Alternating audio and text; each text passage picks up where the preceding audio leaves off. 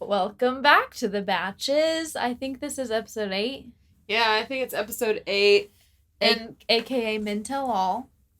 And I have to say, in true Chris Harrison fashion, this was the most boring Men Tell All in Bachelor history. Yeah, instead of dramatic, it's anticlimactic. Yeah, it was terrible. Yeah, and I attribute most of that terribleness to none other than Tayshia and Kaitlyn Bristowe. I feel like they had nothing to add. They had horrible questions. Mm-hmm. And overall, very robotic. Yeah, and there was no control over the men. Yeah, they were letting them stand up and like Chris Harrison would calm people down and separate them. He knew when to call people into the hot seat. They never called Hunter into the hot seat. They never really called Thomas into the hot seat. They just brought him in a video. That's for the end. But it's just like, what the heck? This was so boring. It was just a hot mess. But I guess we should start off with Michael's end. Yeah. Because he FaceTimed his son. His son said that why don't you want to see me anymore? So basically he left. Yeah. And Katie, she had a couple quotes that kind of annoyed me. She said, I had so many things I was going to tell you. And it's like, are you just trying to tempt him into staying? Yeah. I think if he was going to be the last one standing, she would have pulled a Colton Underwood and just eliminated the other people. Because Colton Underwood eliminated the other people. There was 3 of them still. So she would have done that. So she clearly was trying to get him to stay, but he obviously wasn't going to be her pick. Yeah, I feel like she gets so in the moment with each one that she's like, you're the one till the end. And then she changes her mind as soon as she sees Greg or Michael or whatever. Yeah, and I almost wonder if he was going to be eliminated this week anyway. Yeah. Because I can't see her eliminating Greg or Blake. And Justin, I kind of feel like she just wants to take to fantasy suites. So that D? Yeah. So I feel like it would have been him anyway. So and maybe that he knew it. I don't know. I don't know. There was something special about Michael, but I could see her getting rid of Justin first. But something else that she said was, I know it would have worked. And it's like, okay, are you telling him that he was going to win or what? Yeah, I have no idea. I have no idea what she would have done. Like I said, if he was her person, the show would have been canceled right then and there. Right. So basically, they showed us that so that they could show us that he was at the tell-all. But then the Men Tell All kind of turned into a hot mess because everybody started calling out Hunter for lying. Yes. But they never called Hunter into the hot seat. The men started standing up, acting like they were going to fight with Carl. Yeah, and I was just like, I mean, I'm sure if I go back a couple of our episodes, I'll remember why I didn't like Carl. I think he was just talking crap about people. Yeah, he was just a and he wasn't given any names. Yeah. So I was like, Carl, you're pointless. Carl to is this old conversation. News. Yeah. It's like we would be way more interested in Thomas or Hunter.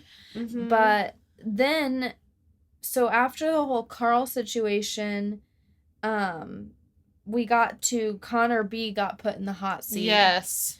And then he kissed the girl in the audience. That was weird and staged. Yes, but I thought it was kind of mean to make him go through the torture of watching his clips again, but obviously they had to. Yeah, and I'd like to point out that he was announced for the cast of Bachelor in Paradise.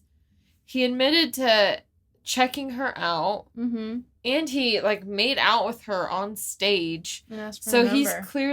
he's clearly not with anybody. Yeah, they showed a snippet of him in Paradise, and he was, hugging somebody. But, yeah, that's very interesting. Yeah, so it just seemed very sloppy, the whole thing.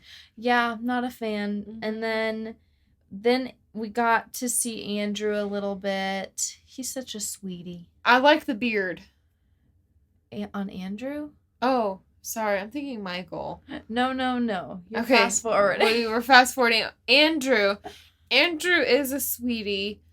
I just felt like all he said was the same stuff we heard last week when she sent him home. Yeah, she's like, well, he said that you made a man out of me. It's like, well, you should have come a man. Yeah, for real. It was just, I felt like the whole episode was nothing new. It was things I already knew. Like Andrew, his point was that, she didn't pick him. Yeah. He wasn't the man for her. I was like, I knew that last week. Give me something new. I know. There was absolutely nothing to work with. It was so terrible. But specifically when Andrew was in the hot seat, Tayshia, however you say it, she was so robotic. Specifically then. Yeah. It was like the most stiff, awkward thing. And I miss Chris Harrison very much. Yeah, I definitely noticed Chris Harrison's absence more than I think I ever have this season. I agree. I didn't hate, just in general, like Katie having girls to talk to, because I do think that's important. If you're in an environment with a bunch of dudes and Chris Harrison is the host, I mean, I'm sure you get to talk to your producers and stuff to a point, but like just to have the girls, I think, was helpful in some aspects, but I think there just was no organization. I also feel like it's a two-way street, though, because the guys had no third party who was a man. Yeah. That made them feel comfortable, because they weren't going to be real with Tayshia or Kaitlyn Bristowe, because they felt like they were going to go gossip to Katie, probably. Yeah, and I think a couple of them had crushes on him. Yeah, I mean, that makes sense. So then we got Michael's take. We kind of missed what he said. It was mostly about his kid, but... Same thing. Yeah. Bekah was focused on the cat. I wasn't in it. I was not into this episode. I hated it. It was not good. It was the worst men tell-all I've ever seen in my life. I was so happy when it ended. Well, okay, so moving on from that, Katie came out in her green dress. After they did the weird Kaitlyn Bristowe and Jason engagement thing. Yes, we have to talk about that. It was like a filler. It was like... I mean, I didn't hate it. I didn't hate it either. I think it was nice for Bachelor Nation to see it for people that are fans of them. Right. But I think it should have been at the beginning. I think or it at should the have end. been... Yeah, they like put it in the middle to like sidetrack you or something. Yeah, and I'm like, we could have gone without the 5 minutes of the guys unintelligibly arguing. Yeah, that was horrible to watch. And just thrown that in the beginning instead and just cut that out. Heck, you could have cut the whole episode out to show the engagement, Michael leaving, bearded Michael. I would have been fine. Yeah, I agree with you. So after the weird proposal story, Katie came out and basically... we see if Katie's open to giving Michael a second chance, and she pretty much says no immediately. Yeah. And her whole interaction there makes it seem like she obviously ends up with one person. It was just weird, because when have they ever asked to lead? Would you give him a second chance? Yeah. Aren't you supposed to be engaged at the end of this? Yeah, they acted like complete newbies. It's so weird. So then Katie called Aaron Thomas accidentally. It seemed purposeful almost. It did. She goes, "Thanks, Thomas. I mean, Andrew." And then she was very stiff too. Yeah, a lot of it seemed so like awkward and staged. It did. It seemed like they had done it before or something. Yeah, it's like, take 5, let's try this again. Yeah, it seemed like Katie was super nervous and already knew what she was going to say to each guy and just stayed within that lane. Yeah. So then finally we had the video chat with Thomas, and something I appreciated was Katie apologized if the way that she ended things with him gave him any pain, which I'm sure it did, because she was freaking brutal. But they didn't say why that Thomas wasn't there. Yeah, they never said why. My last comment about Thomas. Justice for Thomas, and he got it. If it wasn't through Katie, he got it through Twitter. Yeah, Twitter was saying that they don't think Thomas is that bad. Yeah, he's not. And one tweet I saw was Thomas was just saying what all the other men were thinking. I know, and I'm sorry, Trey, because he made the comment, oh, I wasn't here for that. I was here to get a rose at the end of the week. And I'm like, okay. And I'm like, I'm not saying that you came in here, like, with the thought of, I'm going to be the Bachelor. But I don't think anyone is stupid enough to believe that that thought did not at least cross your mind. If things don't work out with the lead, I'll be on Bachelor in Paradise, or I'll be on or I could be the Bachelor. It's honestly foolish if you don't think that. Exactly. So I don't buy that. I think Thomas deserved better. Yeah. I tried looking him up on Instagram, and it looks like he doesn't have any social media, probably because he was bullied or something. Probably. Poor Thomas. I guess the last thing, maybe last two things we should mention. First of all, there were several people missing. Christian Mike wasn't there. My boy Garrett. Christian Virgin Mike. Virgin Mike, I guess, is, well, humping Mike is the better. I just hump everything in sight. He wants to. Yeah. The Asian guy. Yeah, made I liked it him. far. Yeah, he was cute. And then, obviously, Thomas was in video chat. It seemed like he had COVID or something. Yeah, I don't know what was up with that. But yeah, he wasn't there either. And so. Yeah. So I guess the last thing to talk about is the teaser or the bloopers. Okay. Teaser. Did you notice that there was none of the ring thing? You know, like how at the end of every season. Oh, yeah. They have the walk up where Katie's standing there with the rose. Right.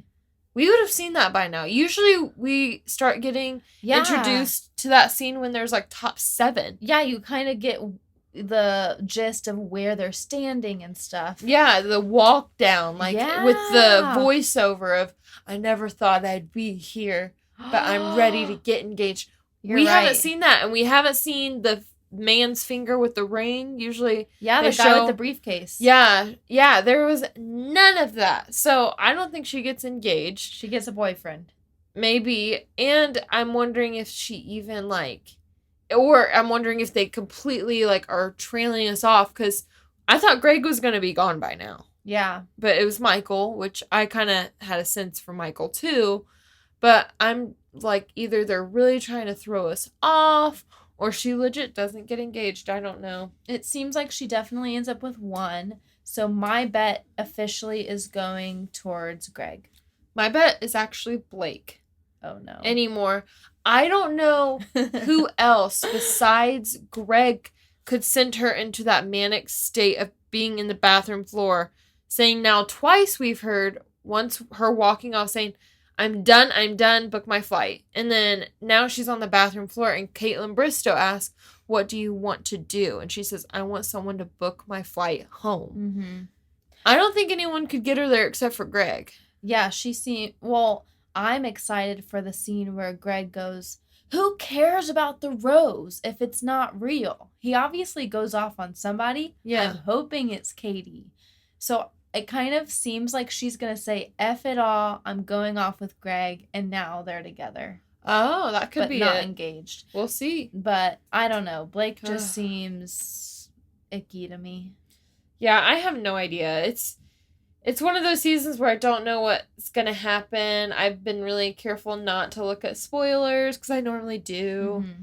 So we'll see what happens. But yeah, the best part of the whole episode was the end where they were all doing their accents. Yeah, I agree. I thought that was kind of cute. Yeah, the bloopers were pretty lame too. I wasn't even impressed with the bloopers. The bloopers are never good. It's all about bugs. Yeah, that's true.